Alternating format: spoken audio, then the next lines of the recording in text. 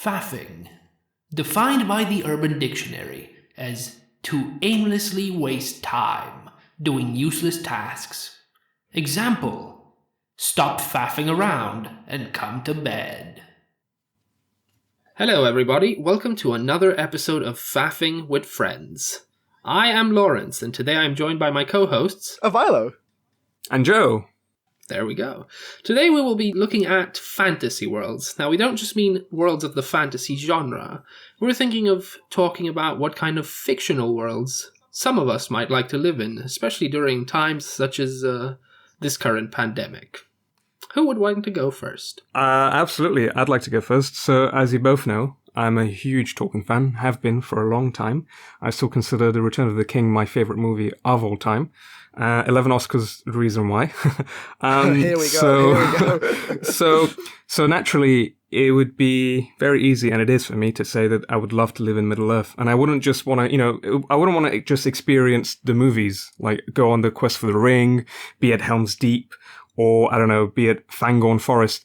But I'd just be back in the Shire, my feet up, eating some salted pork, smoking some old Toby, and thinking about, good old Frodo Baggins going to save us all, and I'm just here enjoying my life and not having to do any of it. Maybe I'd occasionally visit Rivendell too. But obviously, it's not all a colourful world, it's not a good, absolutely evil-free world. That's the whole point. You've got Mordor on one hand, you've got Isengard and all this grey area. And, so you get born into the world and you can't choose who you are. Maybe I end up being an orc, and I'm like, frig. But if there was one world that I could say without a doubt that I would want to live in, it's Middle-earth. Yeah, so now, you mentioned, you'd want to be in Hobbiton, which is just Tolkien's really representation of the idyllic, countryside living, where everyone's just tending their gardens on their own lands, being hobbits, having 2 breakfasts, and many more meals throughout the day. Absolutely. But yeah, no, I agree. Out of probably Tolkien's lore, I'd say either there or wherever, there are elves. Both those societies seemed like they'd be a lot more delightful to live in, especially in Tolkien's world, than a lot of the ones even we have to live in our world. Well, looks like we have, for the first time on this podcast, a unanimous decision, because Lord of the Rings is also one of my top favorite worlds to live in. It is absolutely amazing.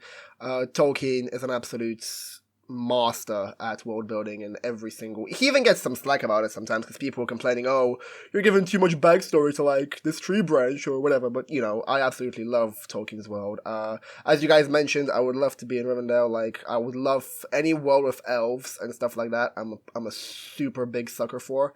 The fact that there's such complex creatures and the whole thing with immortality and Aragorn's romance with the elves is just absolutely amazing. I absolutely love Tolkien's world, and I really just want to, Joe mentioned how he would prefer to be this, I'm sorry to offend you, but you say you'd rather be a nobody, which you could just sits back while Frodo goes on the quest.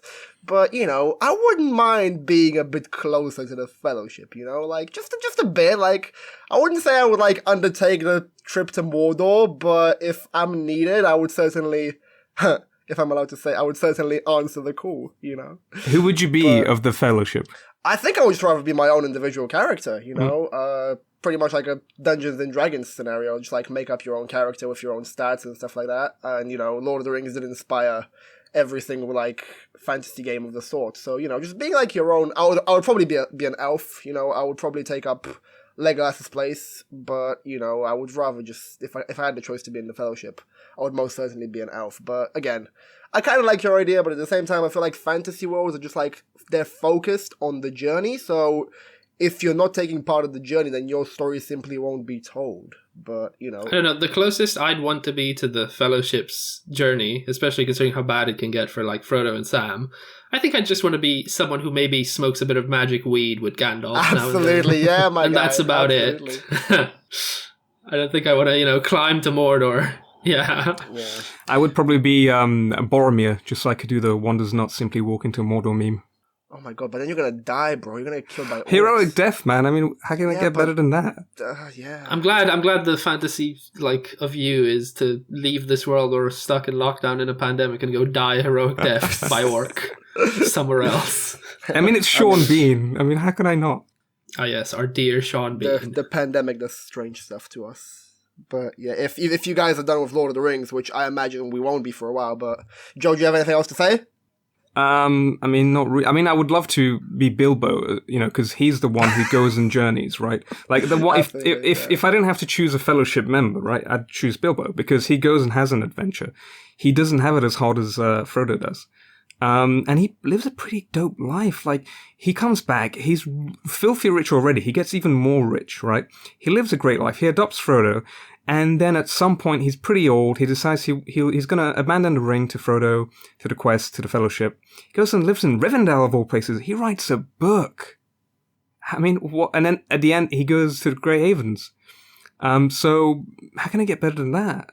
Yeah, I'd say out of all the characters, Bilbo probably does have the most fulfilled life, if we look at it in Tolkien's stories. Like, from start to finish, he never really has a bad time, even when he's at his, peak of adventuring, where he's in constant danger and Smaug almost eat him. He does, but, don't you guys think that, this is going to be the first of my many hot takes this episode? I'm here to deliver the hot takes, and my hot take is that, isn't he a bit selfish because you obviously mentioned that he has the less dangerous adventure, right, Joe? He has, the adventurous adventure, while Frodo is out here fighting a absolute war. So don't you guys think he's a bit selfish to leave that to his wards while he goes off? But so am I. Yeah, but no, I'm just saying, maybe he's not the I'll take that it. you claim he is, what I'm saying. What I have to say to that is that Frodo is a very rare hero, because he's the sacrificial messianic hero, not messianic in the sense, but in a Christ-like hero, that he has to sacrifice himself. He has to go on this journey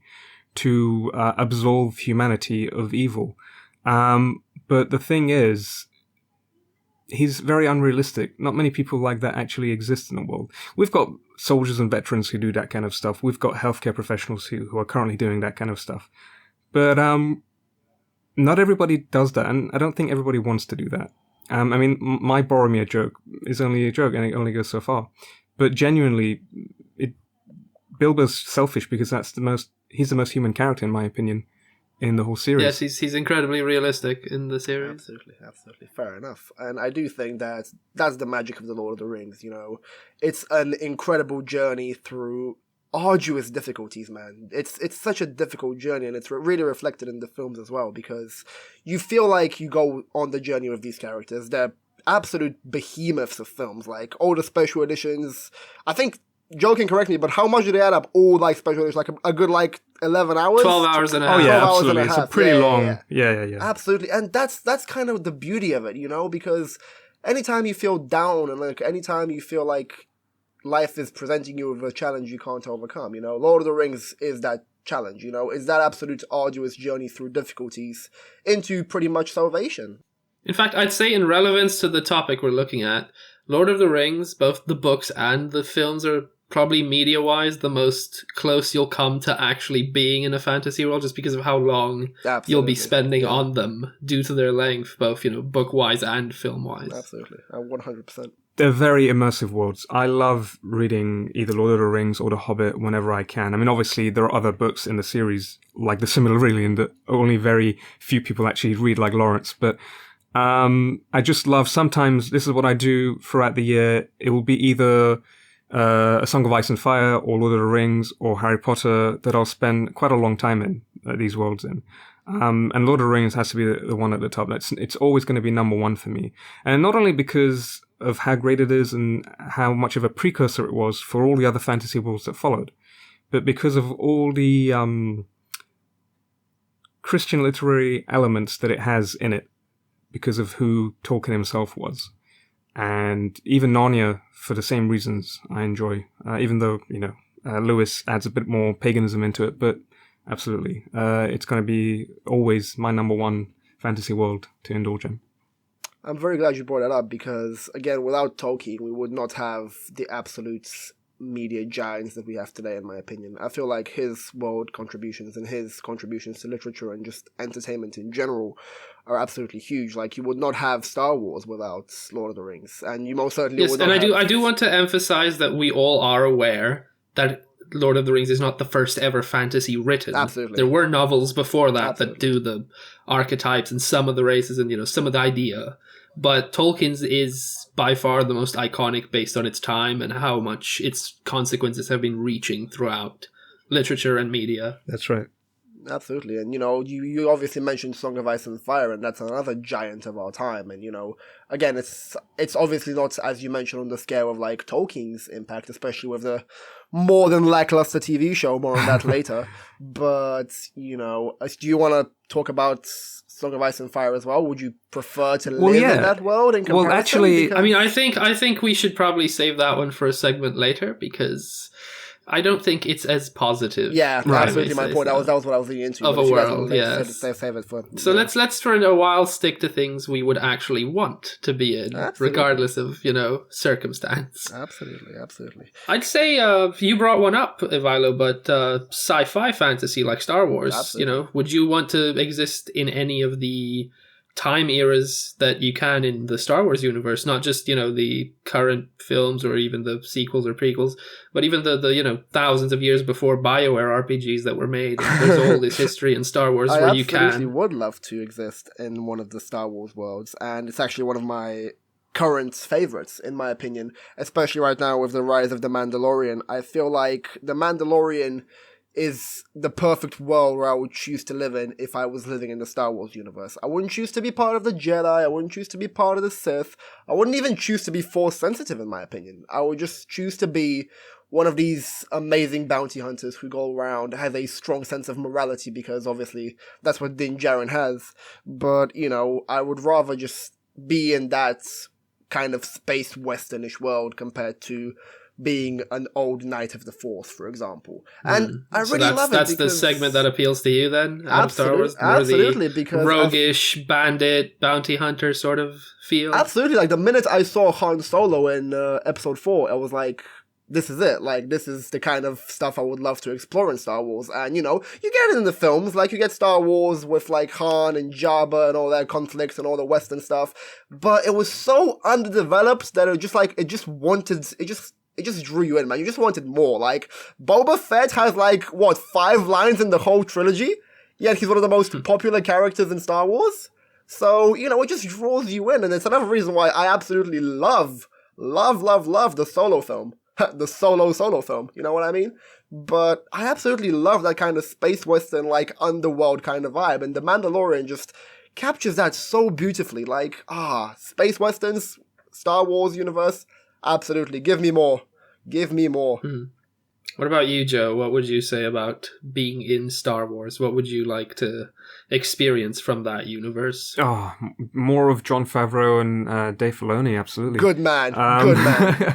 Because, oh my gosh, I love the original trilogy. It didn't really hold up for me, the sequels. I watched it around the same time as Lord of the Rings and Harry Potter movies were coming out, and I thought, what the heck is this? And didn't really read the books. The extended universe? Exactly, yeah. Didn't really read it because of the sequel, because I thought, what's the point? Didn't even watch... And by sequels, you mean the prequels? The prequels, right, yeah. I didn't even watch The Clone Wars until now. I'm actually just watching The Clone Wars now because of how good The Mandalorian has been, and of all the characters that they've introduced in The Mandalorian, who were actually first introduced in either The Clone Wars or the prequels. And just what they've done in 2 seasons is staggering. They've achieved that so much. And, So if it was coming down to where you'd live, you'd pick one of these more current Star Wars settings, yes? Oh, absolutely. I'm not sure if I'd live on somewhere like Naboo, but it would be some outpost somewhere. I could even, I don't know, I could just be a regular worker, because the world that they've built, it's so advanced and it's so beautiful. You don't have to be... I mean, I would love to be a Mandalorian bounty hunter. I'd probably be more like the religious lady, the Smith. The Death Watch, yes, Death Watch. They're part of the Clone Wars, massive part. That's right, yeah. I'd be like her. I'd be somewhere underground building armor and scheming, rather than actually out there and doing the hard work. I'm very glad you also mentioned the Clone Wars, because the Clone Wars are the first medium that really expanded this kind of space westernish kind of vibe into Star Wars during the Clone Wars. In season 2 or 3, I believe, they introduced this character called Cad Bane, and he's like your typical kind of bounty hunter, like gunslinging guy. And again, I absolutely love those. And again, stuff like Clone Wars, stuff like The Mandalorian. I would love to live in those particular shows. Like, I can just imagine myself just like being animated as like a Clone Wars character. Yeah. But, you know, all those stuff, like, I'd rather be in like the expanded cinematic and like TV universe of Star Wars than be in the main film trilogies. You know what I mean? Oh, yeah. You know, personally, if it was up to me, I'd be in the Old Republic era, which the BioWare RPGs covered. Mainly because when you play those games, they do such a good job building upon the whole Sith and Jedi ideologies and giving you actual insight to how those orders functioned before they were just these, you know, almost cartoony extremist versions of themselves. Like, we know that by the time we see the Jedi Order, especially in the prequels, the reason they're falling apart is because they're so up themselves that they can't help but exactly. And the Sith have, you know, just become the rule of two, and it's just Palpatine and whoever he recruits as his disciples afterwards. But in the Old Republic era, you just have this wealth of almost untouched, you know, different ideas being looked at. You know, they go into the whole idea of, you know, there's the light and the dark, but there's also grey warriors, you know, people the who Grey Jedi. kind of see the both sides and understand them and see how there's a massive failure in both philosophies and the conflict. I just think that's such an interesting time in this universe, in this fictional world, that living through those times would almost be more rich than what you get where it's just the conflict between Empire and the Rebels, which has been going on for a very long time, really, in the modern Star Wars. And that's another reason why I choose to be part of the kind of the underworld, is because, as you mentioned, the conflict between Empire and Rebels is just a bit drawn out. Like, it's a good conflict for what it is, but it's been going on throughout the entirety of the medium, so no. Something else, please. But I'm very glad you guys mentioned the Clone Wars, because they were one of the defining TV shows of my childhood back on Cartoon Network, and I actually would not mind to live in some of the other cartoon worlds that, you know, we grew up in. And, you know, I'm sure Lawrence would agree that, you know, one of my other favorite fantasy worlds is absolutely Samurai Jack. I love Samurai Jack for what it is. Ooh. It is something amazing, and same thing, you kind of get the same like lone warrior kind of vibe from Samurai Jack. And as if we're talking about like childhood cartoons, absolutely a world I would like just rather live in so much. Like, that's such a beautiful world. And so would you want to be in the world version that Aku sends Jack absolutely, to? Man, absolutely. I would love to be in that version. Just like helping Jack out on this quest like so many people have. Like, Samurai Jack just visits you at nighttime, and you just like, you help him out on his quest to find this time portal. Like, hell yeah, I would. Ivaylo becoming best friends with Jack. His fantasy. Well, absolutely, brother. Absolutely, 100%. So, what do you say, Joe? You have any more from your childhood fantasy type things that you might consider, like from cartoons or animated stuff? Cartoons and animated stuff. Futurama has been a complete favorite since I was, I think, maybe 8 or 9. When I used to watch it on BBC Two, back when you only got one episode a day, only 5 days a week. Yeah. And for the weekend, I was dying to get more, but I couldn't, obviously. So what about that world specifically would attract you? Is it the suicide booths where you pay like a penny and walk in not necessarily. Stop existing? I mean, every day living in that world is kind of like living in a suicide booth, but not necessarily the suicide aspects of it. More just the adventurous aspect, the humor of it, the beauty of the world, and the freedom to just go anywhere. Like, we've had this conversation before. If I ever had a choice, if the world was so technologically advanced that I didn't have to stay on Earth, I probably wouldn't.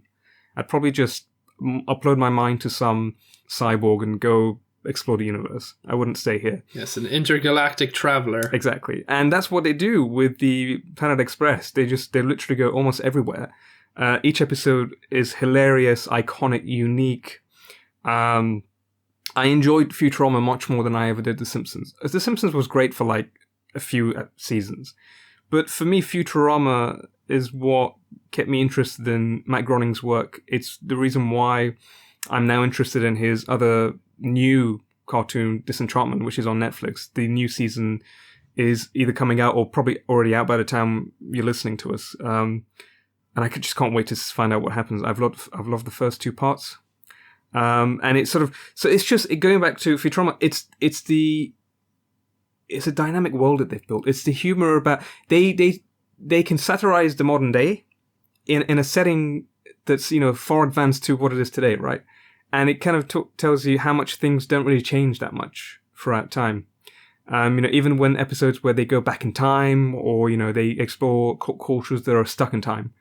I just love it. It's just so well done. And the fact that they've got, I think the equivalent of 50 PhDs between all the writers on the show, which is crazy. Yes, and I mean, I think that shows in just how well developed this fictional, almost absurdist future world is built. Like, there's a lot that does make sense, and you can tell that there are systems and lore thought about far beyond what you see in the show, even at face value. Oh yeah, for sure, absolutely. It's just so well done. And to think that, because Matt Groening, I looked into it apparently, he didn't have a lot of creative freedom with The Simpsons. And that's what he wanted to achieve with Futurama. And he kind of got that because, you know, he was obviously able to make it. He's got that even more with Disenchantment now on Netflix. It's literally exactly what he's always ever wanted to do. But yeah, the creative freedom to do what he wanted to do led to all the things that you just mentioned. And the fact that he could bring on someone like David X. Cohen to help him co-run the show, I think did a world of good. But it's such a shame that Futurama was just one of those shows that kept getting cancelled and then finally pulled off the air. I mean, now that Disney has bought Fox, I really hope they in some way bring it back. Because it's just such a good show. It still has its base. Like, we're in our 20s and we still watch it and we love it, right, you know? And what about you guys? What about you, Lawrence? Any cartoons from your childhood that you would love to live in? I don't think I have many worlds from cartoons that I'd want to live in, just because I don't think they do enough for me. There's not enough world building, sadly, at that age bracket. A few do, and you've already mentioned two of the ones that do it best, but even then, Futurama isn't exactly for children. Right. And Samurai Jack became less and less for children as the final season came out. Yeah. Exactly. So I don't know if from the times when I was a child and watched a lot of, you know, cartoon stuff, I do think, though, this brings us to a very interesting question I think Ivaylo will like, which is, do fairy tale based worlds interest us at all? Like from the stories we'd hear as kids, or from other takes on fairy tale worlds? Well, let me tell you a story, my friend. So, a little bit of background. When I was in secondary school, I picked up this little video game called The Wolf Among Us. And it was an absolutely defining video game for me. It helped me out through some very rough times. I was doing my GCSEs. I wasn't, like, at the best of my mental health. And, you know, The Wolf Among Us was a really great way of, like, to me, of getting, like, all that out. Then I discovered the source material, which was the comic book series by Bill Whittingham called Fables.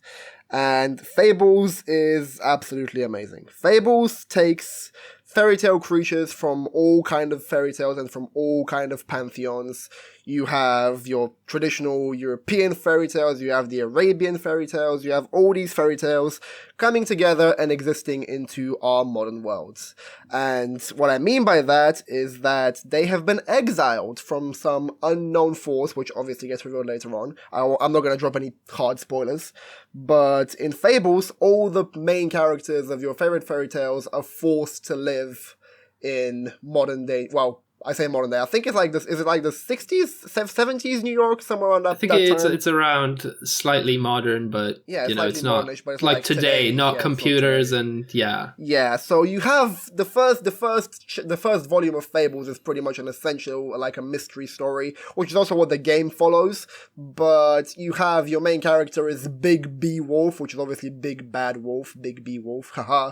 But you know, he's presented as this kind of like old rugged cop who has all these powers, and he's obviously done all these crimes in the past life, which, because he's the big bad wolf in this universe, like the same in like all the fairy tales. He's blown down the houses of the little pigs, he's eaten Red Riding Hood's mother, like he's just been a pretty much mean dude, and he's now your protagonist, and he's trying his best to like put that all behind him, and you really get a nice contrast of him trying to fight this inner demon, this inner beast inside him, and really just trying to uphold the law in a community that is just dead on, like, killing each other and just waging internal warfare. Like, one of the main villains is Bluebeard, he's this rich media mogul kind of tycoon, kind of like Rupert Murdoch, sorry, but, and he's just trying his best to, screw with people. And it's a beautiful world. I absolutely love Fables. I think part of the charm of Fables is just the interactions between all these different stories. It's and how amazing. Absolutely. Having them exist in this shared place and all having to put up with each other, even the ones that would clearly hate each other's guts. Like we talked about Bigby being the big bad wolf. There are a lot of people who hold it against him that in their, fables that they originate from, Absolutely. He didn't do very many good things and he ruined a lot of these characters' lives, and they interact with him in a way that shows and builds upon this. Like a running gag I forget is his name now. The pig, obviously the pig. Yes, the exactly. Running gag. Yeah, he shelters one of the pigs in his own flat because fables who can't afford to look human, and again that's another aspect which is absolutely amazing, they have their own little capitalistic system in place because all the fairy tale creatures who can't look human are forced to be exiled to a different location called the farm. So one of the three little pigs can't afford to look human, so Bigby takes him into his own little flat, which is literally like a small little box with just like a TV and a kitchen. So he takes one of the pigs to try and redeem himself for all the horrible stuff he's done to him. And it's just very beautiful, as you mentioned. All these interactions, all their systems. It's a beautiful world. It's been massively developed through over, I believe, 25 volumes, if I'm not mistaken. Yes. They're quite loads, but, absolutely a classic. And the video game's amazing. And one of the things I'm looking forward to the most this year is, hopefully, we get a Wolf Among Us 2, which has been announced 5 times now, and we're yet to get it. But if you guys are looking with the way Telltale went out, it has been a bit on ice whether it's going to happen. But for anyone wanting to check out fairy tales in the modern world, and obviously that's another fantasy world which I would love to live in. And again, I wouldn't choose to be any fairy tale creature in particular, or rather be my own original character or myself. But again, just assisting Bigby Wolf in solving a crime, or meeting Snow White, who's the deputy mayor of the community, because obviously she has all that experience, and man, I can't talk about Fables enough. Absolutely love Fables. Yes, if we let you, you'll probably just gush for the rest of the podcast. Hey man, this is a gushing episode. We're all here to gush over our favorite stuff, Absolutely. But yeah. What do you say, guys? Do you have any other positive places, fantasy places you'd want to live in? I can let Joe go. I mean, I've been thinking about the MCU. I mean, obviously, it's one of the biggest IPs out there right now. Is that a positive? They're so hype about it. Well, it can be in a way, because it always ends positively. That's true. It rarely does. The whole original saga ended very positively, even though Iron Man had to give his life. He had to be the Christ of the story, so everyone else could live. But that's still a happy ending. Everybody got to live. That's the whole point. Okay, but if we're bringing in the MCU, you absolutely do not want to be a normal human being in this universe, because they just die. You're just numbers, collateral damage. Exactly. I would not want to be a citizen of Sokovia. There's no way. But yeah, I would be. I think the closest I would get to, realistically, it would be Captain America. He has a very sympathetic story. A lot of people can relate to him. He wants to prove himself. He wants to protect the people he loves, but he doesn't have the strength to do it. And obviously, this magic vaccine allows him to get that power that he needs. So you'd want to be the super everyman, the one that morally righteous, always tries to do what's best, regardless of whether it goes against what others are saying, etc. Oh yeah, in this universe, absolutely. I mean, in other universes, I'll tell you who I would be instead, and it would be the complete opposite. But in this universe, I would want to be Captain America, yeah. Joe Civil War. Since we're bringing up the MCU, would any of you prefer it if you were a villain in this universe? I wouldn't... See, I don't mind the MCU, but I just choose to avoid living in, the mainstream MCU kind of DC comics, because they're just not for me, man. The universe is all nice and beautiful to, watch and to experience, but I wouldn't really just want to be a part of it, really. Sorry. I mean, Thanos is a pretty weak villain. I wasn't very impressed by him. He puts all the effort into gathering all the stones, and then he snaps his fingers, but then what? He just basically gives up. It doesn't really. It's not what I expected. It was too easy. Even as good as it was, like Infinity War and Endgame were pretty good, but he was such an easy villain to defeat. It's just. Did you know that in the comics, Thanos is a huge mark for Death? Like, he's a huge mark for her. Yeah. Oh, yeah, He absolutely. does everything he does in the Infinity Gauntlet story just to impress the literal personification of Death, which is like this goth woman kind of looking person, It's like in one of the post credit scenes, I can't remember who it is who says this to Thanos. He says the humans, if you want to challenge him, it's like courting death, and he turns around and smiles. That's like a nod to the comics. That's as close as it gets to it. And it's much more justified in the comics what he's doing. I'd say it's the exact opposite, in my opinion. I think him doing all that for Death, literally hoping to get with a female character so he destroys half of all life in existence, that's silly to me. It's absolutely I found silly. his idealism in the film, while illogical and silly, he believed it, and he believed it so much that it almost could sell you on why he's doing it. It was believable that he would go through with that plan. Yeah, but I think it's more realistic, the comic version, than the film version, because nobody is out there trying to, unleash a Malthus plan on the world. I mean, you could argue that certain things that are happening now could be part of such a plan, but realistically, it's more likely that someone, take the greatest, one of the greatest ancient classical stories, Troy, Paris steals Helen because he loves her, and he starts a war. He does it for love. He doesn't do it because, he thinks it's going to be a good alliance for his country and his people. Are you comparing Thanos to the protagonist of Troy? Is this what we're going for? I mean, they both had a weakness. They both had their own Achilles heels, in a way, to really twist the comparison. I see what you did there. But yeah. Nah, man. Yeah. Okay, fair enough. But yeah, I have two more I'd like to bring up. Two more fantasy worlds that maybe you'd be all interested in. Maybe some of you know some about either one of them. What would both of you have to say about living somewhere like in the Elder Scrolls universe or Azeroth from World of Warcraft? I'll let Joe take Skyrim. I can speak about Elder Scrolls, but, and it's a running joke now that I play Skyrim maybe a bit too much. Every now and then I discover a new mod, and it's like, here we go again, let's start all over. Yes, for those of you who'd like to know, he has never actually finished Skyrim, That's right. the main story, because he constantly remods it, starts again with a different character, and just does his weird merchant runs where he sells and buys things, and that's his Skyrim experience. Big stonks. Very big songs. My whole business plan, right, is to enchant as many items as I can and sell it for big stonks. That's literally, I spend a whole day farming, and I usually end up making about 1 million. And I'm like, okay, that's enough for me for the rest of the campaign. So then I go start doing the quest. I go start doing the main quest and the side quests and everything else, discovering the caverns and so on. And then halfway through, I'm just researching something, and I discovered, there's like 2 new mods just been released. Let's try them out. So even though, you could just install them and then continue playing the same save file, it's a completely different experience if you start all over again. But yeah, so you see, the beauty of this question with Joe is not only do we know that he'd like to be in this world, we can literally tell exactly what he would do in it. Oh yeah, he would go around enchanting items and being a merchant. Absolutely. I mean, it's a way to make a living. Like, who are we to complain?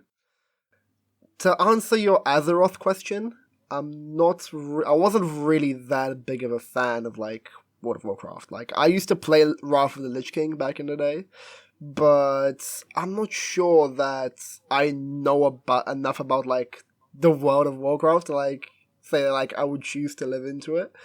I was a massive fan of the Warcraft games before WoW. Fair enough. So a lot of what I know about that world is from that base. Yeah. And I think it's a lot more of a world where there's a lot more danger, and you'd probably not have as great of a time being in it as Elder Scrolls, where it's a lot wackier, and there's some really ridiculous things, like how the Daedric gods are pretty much always a parody quest of some sort, But I think the thing that would attract people about Azeroth is just the variety and depth of that world in terms of a video game. I think MMO fantasy-wise, it's still one of the most in-depth creations ever, just by the fact there's still people playing it now who were playing it back when it first came out, and they're still immersed in this world. So, I think that's saying something, really. Yeah, absolutely. And I'm very glad you mentioned video games, because I did have one addition to this conversation which I wanted to add, and I will be adding to in future episodes, because for me this is my Skyrim. Shadow of the Colossus. I absolutely love that game with every single bit of my being. And I would actually not mind to live in that world, simply because I don't know enough about it. It's pretty much the same with like the Star Wars Underworld Bounty Hunter universes. Like, I would love to live in the world of Shadow of the Colossus, just so that I can know more about it. And I wouldn't even go fight the Colossi. I would simply just walk around, look for mysteries, see if I can find any hidden clues, and just explore, man. Like, Shadow of the Colossus is a game where I've literally, like, lost times, like, so much time just exploring, man. Time and time again, I go back to it. I lose myself in that world, and I still don't know anything about it. It's a 20-year-old game, and I still don't know anything about it. But it's absolutely beautiful, and if I could choose to be there, I would get my horse. I would not name him Magro, but I would just go ahead and just, it's another world I would just love to be in.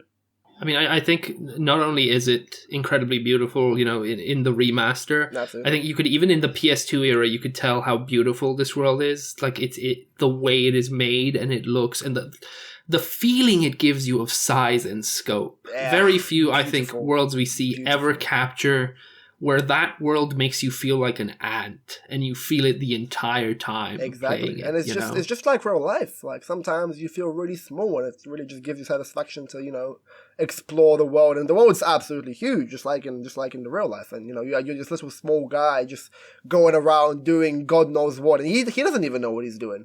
He's on a task, and it's a beautiful world. And oh man, I'll save Shadow for more episodes, because I can't simply just I can do a whole podcast episode just on Shadow of the Colossus. But in terms of fantasy worlds I'd rather live in, Shadow video game, absolutely there. Shadow of the Colossus, top game, 10 out of 10. Yeah, I feel like this brings me to something I want to do, and it will move the podcast along a little, and that is, I want to continue with a world that I think relates to the one of Shadow of the Colossus in this sense that you've described it and the effect it's had on me. But I think we should reach a point in our podcast now where we talk about worlds we would absolutely not want to live in, fantasy worlds, because there are quite a few that you can imagine would be a horrible, horrible experience to undergo. And they're fun more for the experience where we're not in them, where we're just, interacting with them either by reading or playing.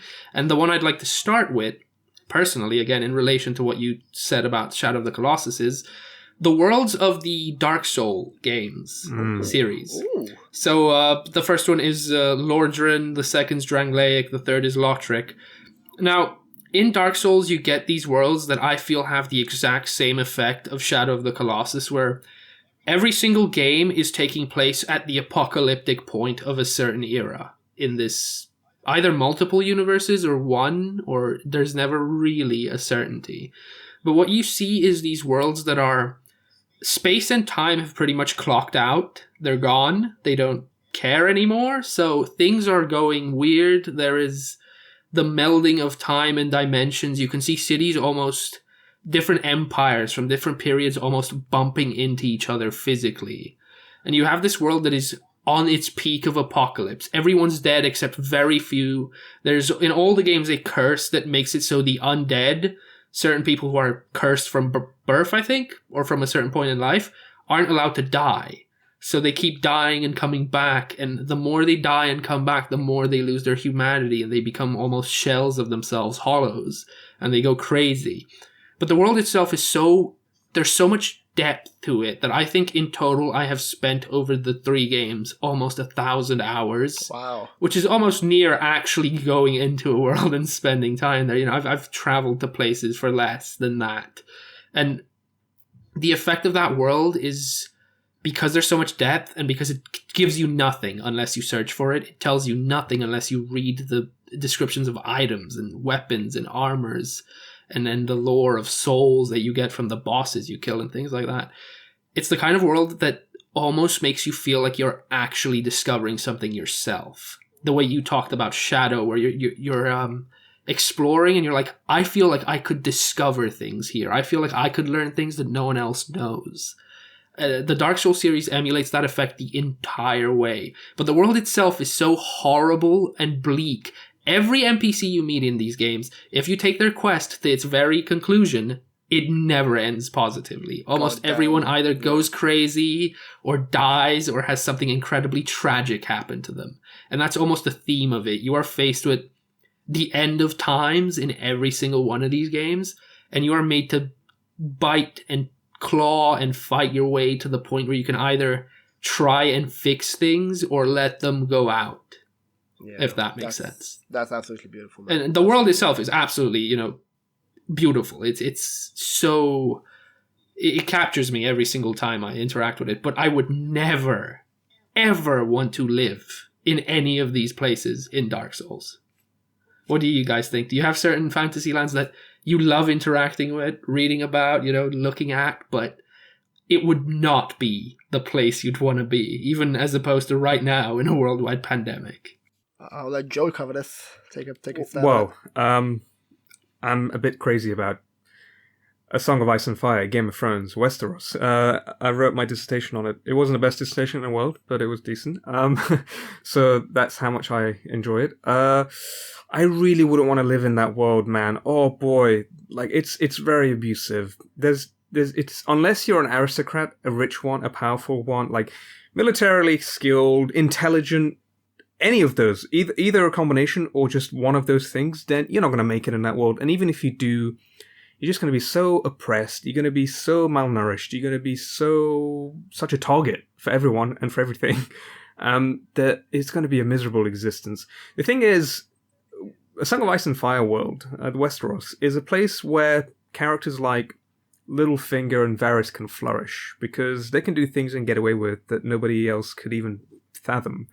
But for people like the Starks, it's obviously it's their honor that is their weakness. But that should tell you something. If you live in a world where doing good, being good, is an actual weakness, is the thing that gets you killed and throws you down the rung of power, you fall down from the ladder of chaos that Littlefinger likes to call, then it's not a very good world, because what kind of justice could ever exist in a world like that, At least in our... No, I think it's the kind of world you could only exist in successfully if you were a horrible monster yourself. Yes. Absolutely. And I think you mentioned it earlier where you were like, I wouldn't want to be a villain in the worlds we've covered, but here...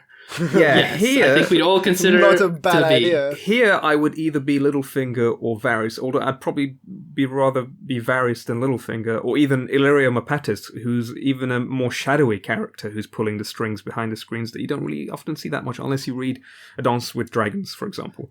Yes, and I mean, we've had this discussion. I think all of us... Like the characters in this world that are more morally grey, I'd probably, if I had to pick one, I'd be Tywin and try not to get myself killed the way he gets himself killed. Absolutely. Yes.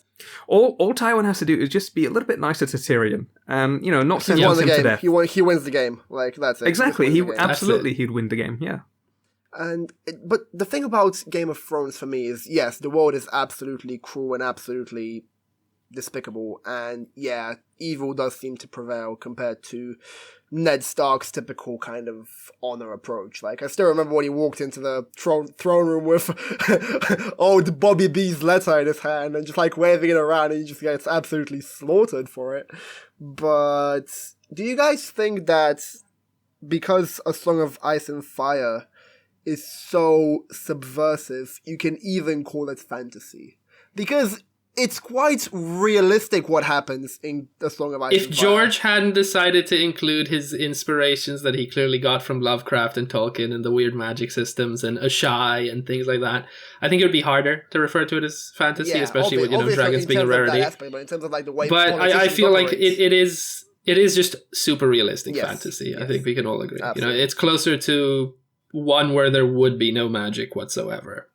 It's way closer to House of Cards than it is to Lord of the Rings, basically, what I'm trying to say. Yes. Yeah, you know? Yes. But I think we can still consider it a fantasy world by absolutely. common markers. Absolutely. And I mean, we've all, I think, read it, the books at least, Yeah. right? I feel like all three of us, at some point in our lives, have read the books. Haven't finished all of them, but I've read most of them. Even the when you compare like war and conflict in Song of Ice and Fire with any other story, there's a chapter I always remember and go back to, which is you're following around a priest of some sort that's traveling the land during the war. Oh, yeah. Not a priest. A member of the church, that's going around trying to help people and heal and do his job.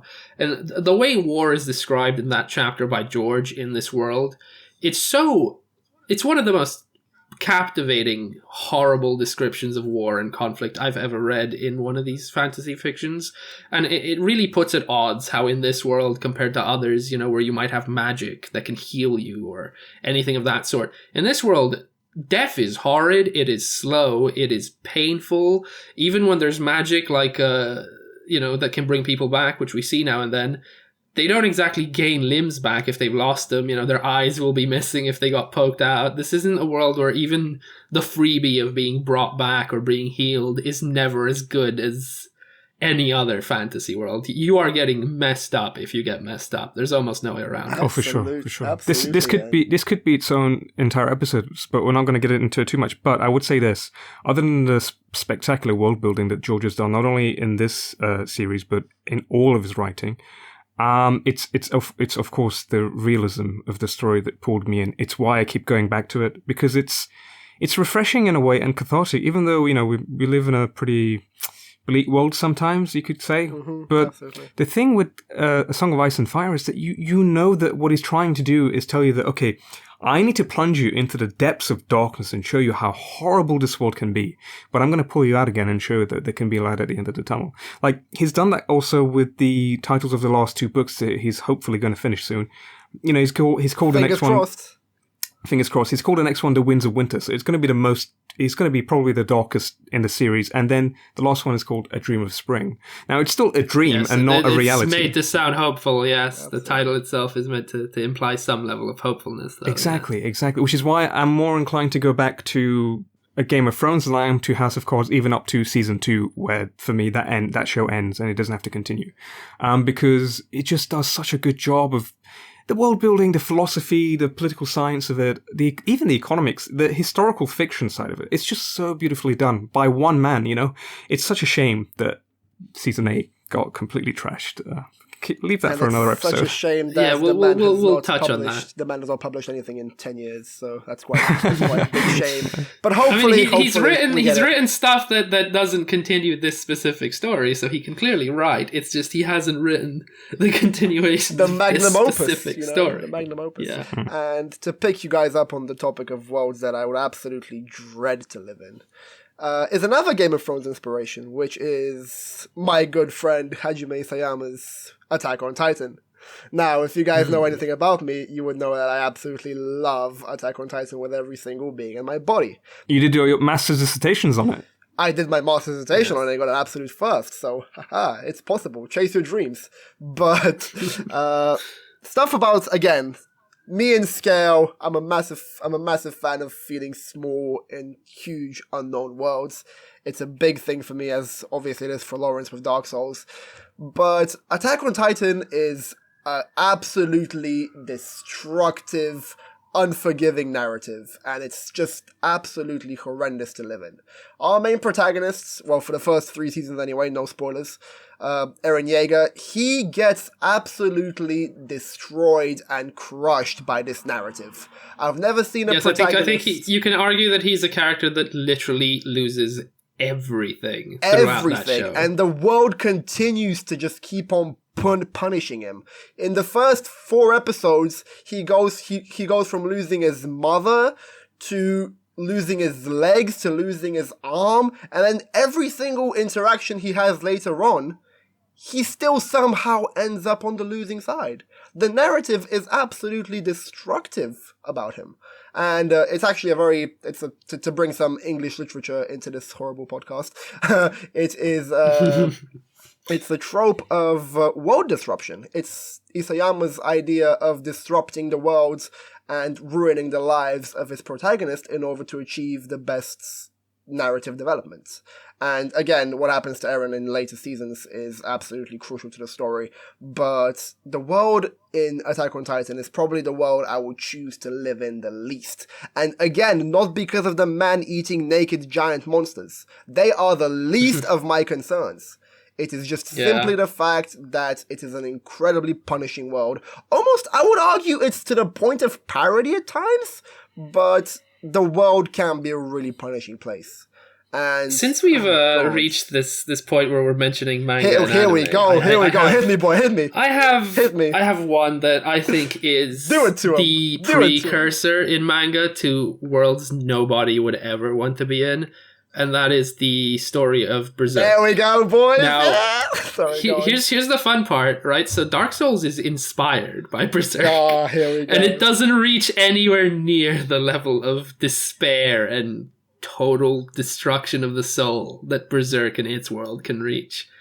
Now, in Berserk, the same I think is in Attack on Titan. You have a protagonist that you get to see a man get broken by the world around him to the point where there is nothing left. Absolutely.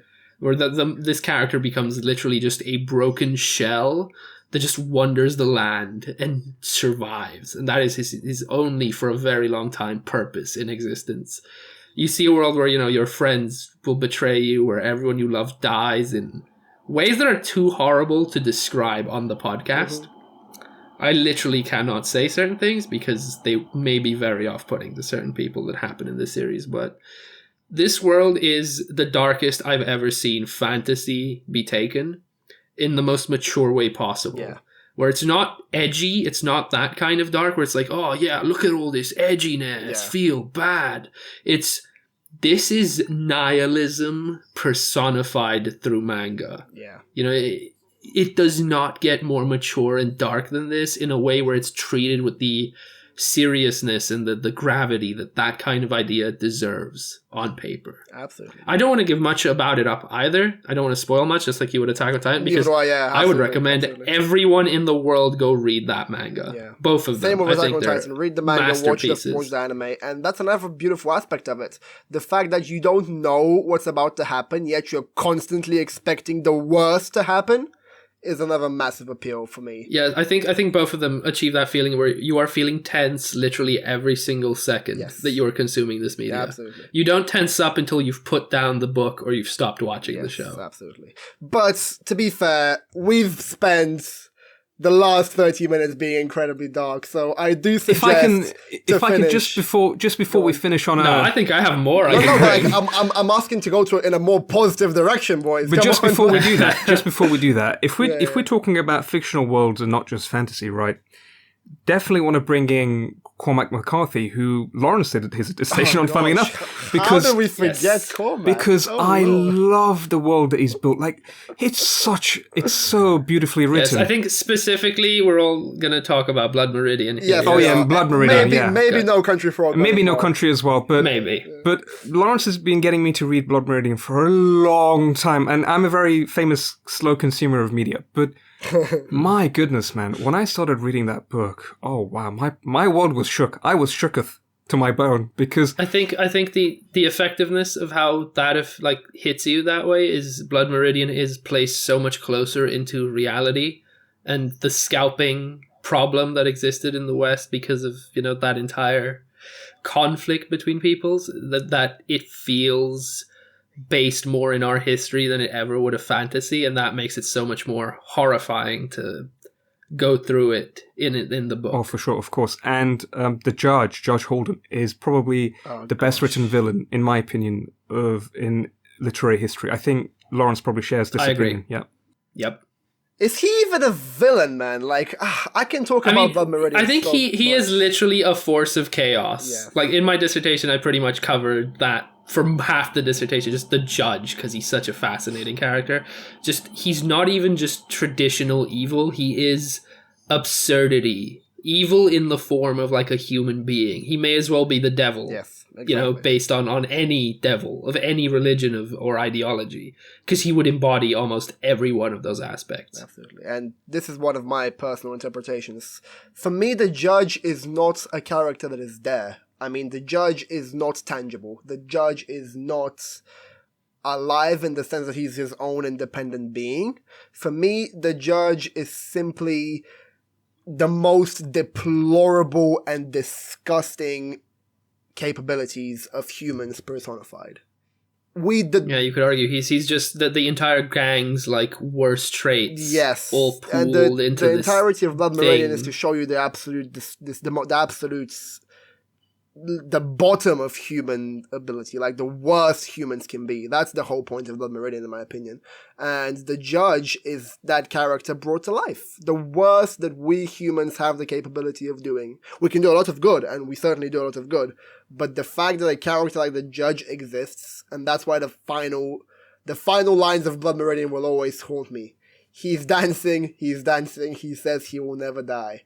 And he will never die as long as there's humanity, because we are all capable of doing those deplorable things. We're all, it's all within our nature, in a deep, dark... Yes, so as long as humanity exists, the judge, which is just our shadow, is immortal. He will just keep on dancing. Absolutely terrifying concepts, and an absolutely terrifying character merged into one.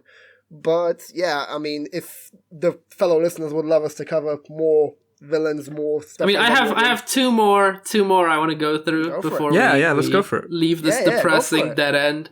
Number one, I think one we're all familiar with in some way or form, is the world of Lovecraft. Yeah. I don't think any of us would want to live in the world of Lovecraft, because absolutely nothing ever works out for protagonists or characters in that world. No, thank you. Any deals with the Elder Gods, any time they mess with anyone in any way, the very fact that witnessing certain things can drive you to babbling insanity, I think no one wants a part of what Lovecraft created in his world. Oh, no way. But he's one of those iconic... Not many people read him as a... We both, all three of us gone to university and studied English. And on our seminars, I got to know people, and every now and then I would ask people, have you read Lovecraft? And they would say either no or I would never touch that guy. And I'm like, are you crazy? He's a brilliant writer. His world building is amazing. So it was a godsend to me when I met Lawrence and he said, absolutely, I love Lovecraft. And I was like, oh, heck yeah, someone I could actually talk to about Lovecraft. Because, oh my gosh, it's such a beautifully dark world. I mean, that's a strange phrase to say. Like, I relish in how just drastically deplorable and degrading it can get. But obviously... Yes, and I think even like Lovecraft's worst qualities as a human completely aid his work, because the fear of the other and the fear of the unknown is the theme on which all of Lovecraft's work is really built. And that wouldn't exist without Lovecraft, the human, having the flaws he did historically. Like, his entire work exists because everything in the world scared this man. Everything he couldn't understand sent him into a panic. Yeah. And you feel that in his work. You feel that even like over the horizon, absolute dread could be waiting for you. Existential dread of a caliber you've never experienced before. And again, we have obviously the question of scale, and it's another world of absolute scale which I would absolutely hate to be in, because as Lawrence mentioned, it's a world meant to fill you with so much existential dread. And I've only ever read The Call of Cthulhu, but I'm a mainstream boy, I'm sorry, but The Call of Cthulhu is a world which absolutely makes you feel like the smallest grain of sand compared to Cthulhu himself, who is this absolutely ginormous, larger than the world creature. And again, the whole... Yeah, because I think this brings us to like not only powers that are beyond us, but they don't care. Exactly. About us. The universe does not care about you, bro. Like, that's it. Exactly. It's a scale where like there's no bad villain monster, because the villain couldn't care less that you exist. Yeah. Like, all of humanity is just sand that will like pass them by. So it's horror on a scale of, not only are you screwed if you're in this world, more or less, there's no savior, there's no good gods that will save you, there's no, there's nowhere to turn to for like hope or comfort in that world. Absolutely. Do you guys have any more negative stuff, or can we actually start chewing up? Just now? one more. Last. Go for One it. last, Go for yes. it. Go for it. I think, especially with the movie coming out sometime this year, supposedly, we should talk about Dune. Okay, I'll leave you guys to that. Now, I have not read Dune. yes. My mistake. I will get to Yes, that. me and Joe Go for know it. about Dune, and we for will cover a bit. No spoilers, So please. Dune is. I'll give you the least spoilery way I can. Dune is set on a planet called Arrakis, and on this planet, it is, as the name of the book implies, just a desert planet. It's just covered in dunes and sand and horrible, gigantic worms that will eat you if you step on the sand in their territory. And Sexy. a material that everyone's fighting to get control of called spice, which is the most powerful drug in the world. But what I think makes Arrakis even past the whole horrible dusty desert where people fight for water and death is very common is living on Arrakis and inhaling the spice that is inherent to the atmosphere of this planet turns you into a dependent addict who, if you then ever go without spice for long enough, you die. Oh gosh. So not only are you endangering your life by your very existence on this world, in this fictional universe, the very fact that you continue to exist on this planet ties you to it to the point where there is no chance of escape. You will never be apart from Arrakis or away from it, because if you ever run out of spice, you're dead. Great. Yeah, exactly. It's just one of those worlds. Again, another precursor to Star Wars, just as much as Lord of the Rings was. It's one of those things. It's great to read. You know, it's such a beautifully written world. Even though Frank Herbert could be boring sometimes. Well, his kid definitely much more than he is. But, I mean, like, go read about Layra and Jihad and you know what I'm talking about. And I think personally, Dune itself, the first installation in the series, is probably good enough on its own without having to read any of the sequels, although... Yes, I think on its own you can very much keep it as a standalone. Exactly, yeah. It's a complete story, you could argue. That's right. But let's see what the movie does. Let's see what the director does with the movie. If they're going to go what Villeneuve does. Yeah, if they're going to go in an interesting direction that maybe the other adaptations haven't done so far, or the story itself in the books hasn't gone yet, then it might be worth reading the source material again. Let's see. So should I bother watching the old film? No. I mean, yeah. Okay, fair enough. Probably wait. Just read the book. Okay. Exactly, yeah. Absolutely, yeah. Source material is the way to go. Especially since the first book is nowhere near like a long novel. Like I read it in 2 sittings the first time I ever read it. So it's not like a massive undertaking, the first Dune book. It's only an undertaking if you decide to go read the entire series, which is now like 15 books, including sequels, prequels, etc. Like, which I should just ignore, right? And for anyone out there who hasn't read read Dune. 1, 2, and 3. Okay. And you should be fine. All right. Solid stuff. Okay, anyone else have anything else to say? Or have we covered fantasy worlds? I have more positive stuff to say if we can move on from the negativism. Let's go full circle. Right, let's go full circle. Right. So we talked about the absolutely deplorable worlds of manga and anime, right, Lawrence? We've talked about that. Mm-hmm. Let's bring a positive world of anime and manga, shall we? A world I would absolutely love to live in from that genre is JoJo's Bizarre Adventure.